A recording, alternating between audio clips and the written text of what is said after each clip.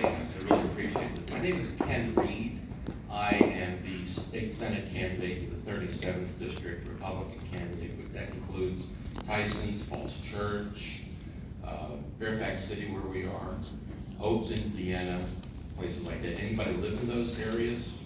Oh, very good, wonderful, absolutely, that's good.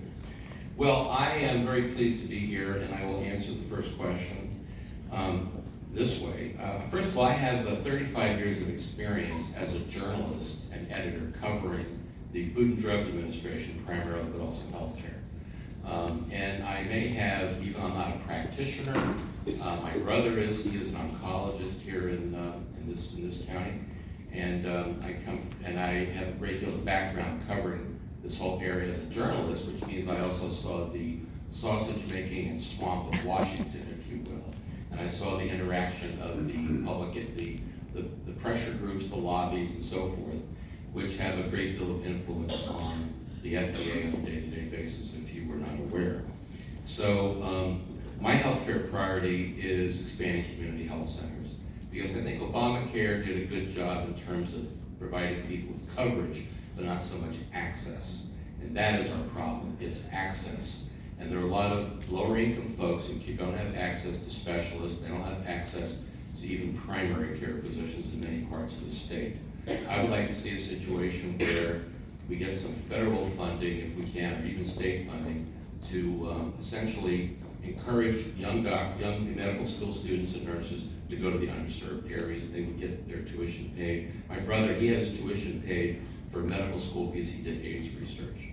That was what was going on in the early 1990s. So I think we need something like that. And we also need to be looking carefully whether Medicaid should be paying for the obesity drugs that are about to come out on the market. These are drugs that have been doing a great deal of good for people. Obesity is a #1 cause of heart disease, diabetes, and that leads to more healthcare costs. And I think there needs to be a feasibility study to look into that.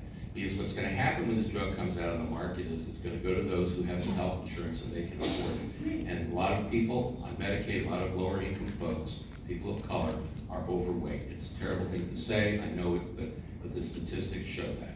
So we ought to be looking at that, as well as even paying for weight reduction surgery. Now, how do I envision partnering with the nursing community? Well, first of all, I had a very good briefing with Val Rowland. There you are, Val.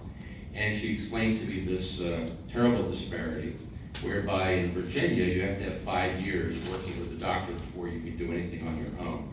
And it's the only state that's like that.